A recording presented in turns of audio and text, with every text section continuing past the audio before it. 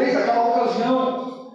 Eu já tenho experiências na liderança. Meu primeiro pastor, pastor Valtair, homem de Deus, tamanho do nosso irmão Cleucir. Mas pensa num homem, irmão, cheio de unção.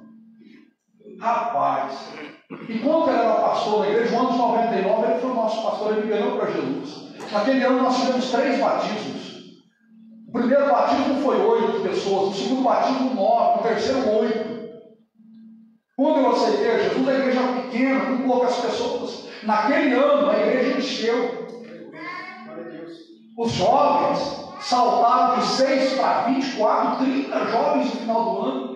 As irmãs de figuração, meu Deus. A igreja cheia. Oração de manhã, oração nas madrugadas, oração nos montes.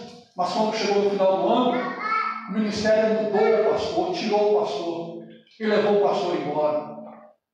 Irmãos, trouxeram um outro pastor tão abençoado quanto ele, mas que a igreja não se identificou com aquele pastor como se identificava com o pastor Valtair. Sabe o que aconteceu?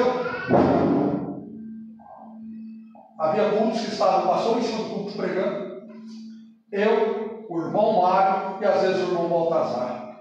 Às vezes eu, o irmão Mário, o irmão Baltazar e o irmão Moisés. As pessoas não vinham à igreja porque mudou o pastor. Muitas daquelas pessoas que estavam na igreja, alguns mudaram de igreja, outros se desviaram, outros se afastaram. Este pastor que veio substituindo o pastor Valtair ficou 2 anos na igreja. Durante 1 ano e meio, irmãos, foi muito difícil. Eu me lembro um dia onde esse pastor entrou na igreja com o Crucifixo. Eu me lembro disso como hoje. A nossa igreja era pequena e tinha um irmão com o joelho dobrado na nave da igreja e ele não se percebeu que o pastor entrou. E a oração dele era assim: Senhor, tira o pastor desta igreja. Muda o pastor desta igreja. Essa era a oração daquele irmão. E o pastor entrou e ouviu a oração daquele irmão. Subiu em cima do altar com o coração quebrado, fragilizado.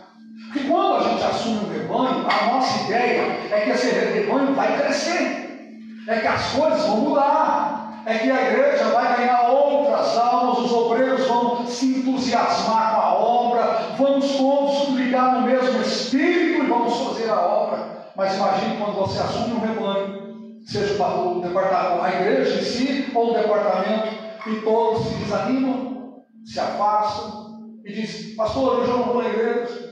E antes a igreja tinha 30, 40, 50, hoje tem 10, 12, às vezes 5, 6.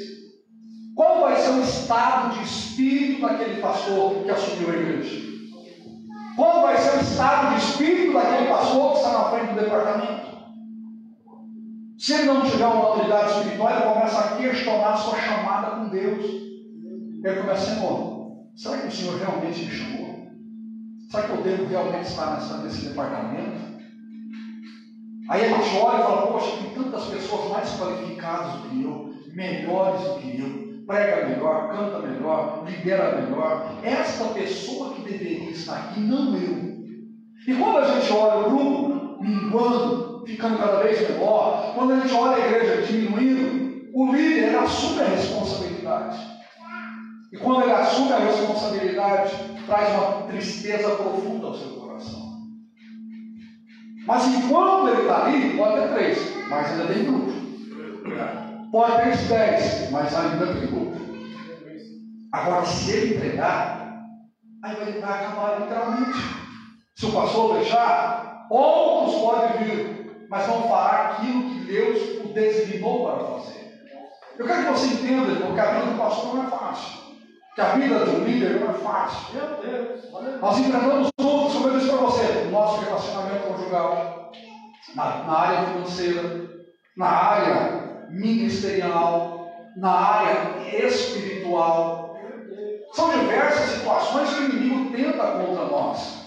E por que nós não devemos cair? Porque se nós cairmos, outras pessoas também cairão. Outras pessoas também serão afetadas.